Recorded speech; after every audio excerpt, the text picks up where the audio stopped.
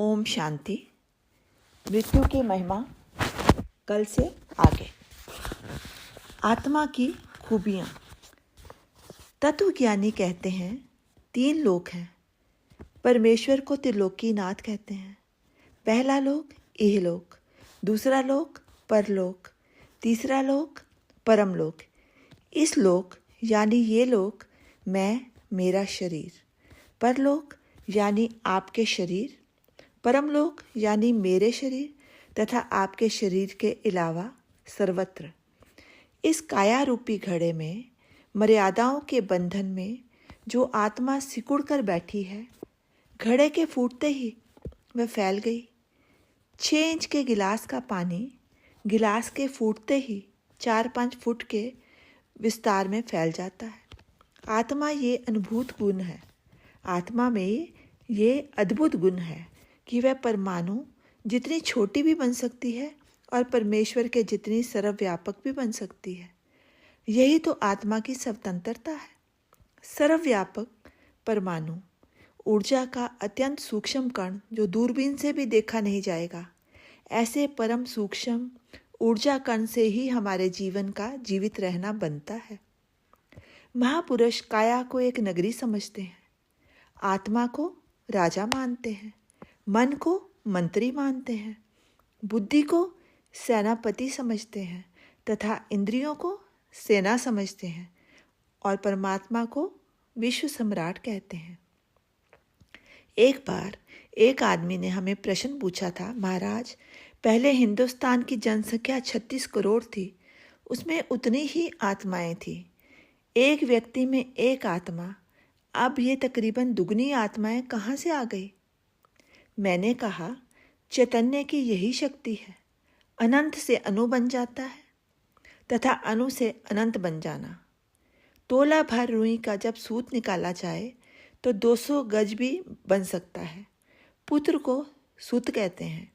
किसी पटेल नाम के व्यक्ति को 5 पुत्र हो गए। इसका मतलब पटेल नाम की रुई से धागा निकला, अब वह पटेल 6 गुना हो गया। जैसे देह का विस्तार हुआ, वैसे ही आत्मा का विस्तार हुआ। हमने आम की एक ही गुठली लगाई थी, उसके सैकड़ों आम हो गए। कैसे हो गए? तत्वज्ञानी कहते हैं जब प्रलय होता है तब सब कुछ नष्ट होता है। उस प्रलय के पानी पर, बड़ के पत्ते पर एक छोटी सी अंगुष्ठ मूर्ति बची रहती है। ये समझाने का एक तरीका है। ये बुद्धि का एक सूक्ष्म तर्क है, एक दलील है। भाव ये है कि चैतन्य भले छोटा हो जाए परंतु नष्ट नहीं होता। आत्मा भले ही अणु बन जाए, नष्ट नहीं होती। परमात्मा भले परमाणु बन जाए, नष्ट नहीं होगा, क्योंकि वह अजर है, अमर है।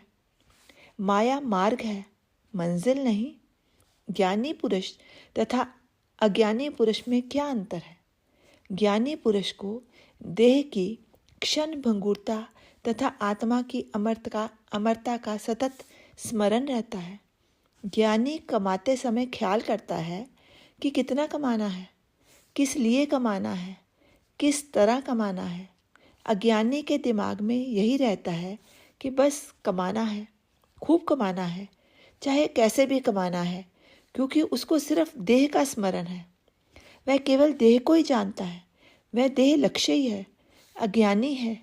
कई लोग आपस में बातें करते हैं, देखो कैसा ज़माना आ गया है, हर व्यक्ति धन कमाने के पीछे पड़ा है, बस दौड़ लगी है, धांधली मची है, आपाधापी लगी हुई है। इन अमीरों को देखो, पैसा पैसा, उधर गरीबों को देखो, एक एक झुकी झोंपड़ी में 10-10 बच्चे, लड़ाई मार कुटाई, झगड़े रगड़े, हाय तौबा। इधर राजनीति में नज़र डालो तो कुर्सियों की छीना झपटी। मेरे हाथ में थोड़ी सत्ता है, मैं बड़ी सत्ता हथिया लूँ, ये क्या है? तत्वज्ञानी की गहरी नज़र ये सब देखती है, जानती है, समझती है कि जीवन के इस घुप अंधेरे में भी उजाले की किरण पाने का प्रयत्न है।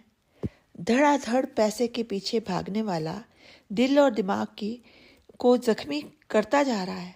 चाह रहा है दौलत इतनी हो कि जो अखूट हो, अपार हो, अनंत हो, संतानों के ढेर लगाने वाला अनजानेपन में यही चाहता है कि मेरा विस्तार अपार हो, मैं जीऊँ, बेटे पोते पड़पोते के रूप में मेरा मैं कभी ना खूटे। सत्ताधारी अपनी पुश्तैनी सत्ता को जाने नहीं देना चाहता। इन सभी के पीछे जो खास बात है वह है आत्मा में छिपी हुई असमता की अभिलाषा। दरिद्री की झोपड़ी में जो दादा रहता है वह कहता है मुझे पोता हुआ है जी। थोड़े में वह यही कहना चाहता है कि मेरी ये काया मरकर भी पोते के रूप में जीती रहेगी जी। इसको तत्वज्ञानी की भाषा में कहते हैं जिजीविषा, यानी खूब जीने की कामना।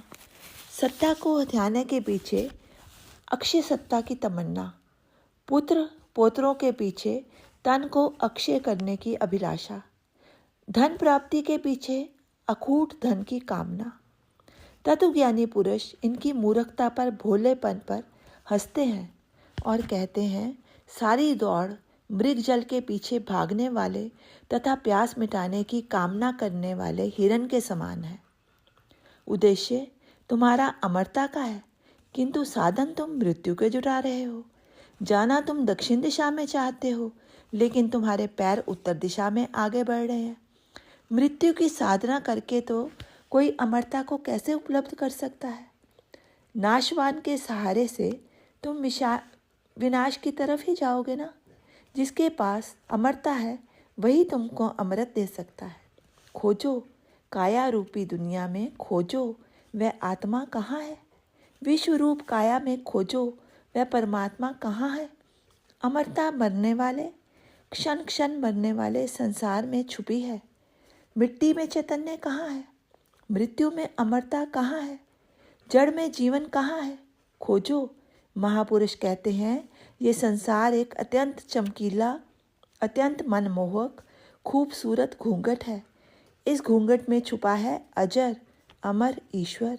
ये माया रूपी घूंघट आँखों को चकाचौंध कर देता है, हटाने को मन नहीं करता।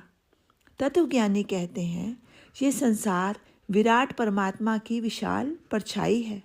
परछाई ये बताती है कि कोई ना कोई पदार्थ इसके पीछे ज़रूर होगा।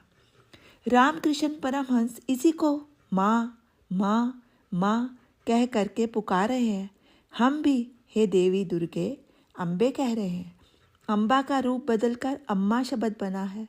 हर वस्तु की परछाई काली ही होती है, चाहे सोने का खंभा हो, चाहे लोहे की सीढ़ी हो, चाहे मिट्टी का मिनारा हो, परछाई हर वस्तु की काली ही होती है। इसलिए हम माया को महाकाली कहते हैं। जय महाकाली। मान लो एक आम का पेड़ मेरे से 100 गज की दूरी पर है। उस पेड़ की परछाई मेरे आंगन में पड़ी है। मुझे आम खाने हैं तो इधर इधर भटके बिना ही मैं उस परछाई पर चलना शुरू कर दूं तो निश्चित ही मैं उस पेड़ तक पहुंच जाऊंगा। कहीं भी भूला नहीं पड़ सकता। परछाई पर फिदा होकर अगर मैं परछाई को ना छोड़ूं, आगे कदम ना बढ़ाऊं, तो आम के पेड़ तक कैसे पहुंच सकता हूं?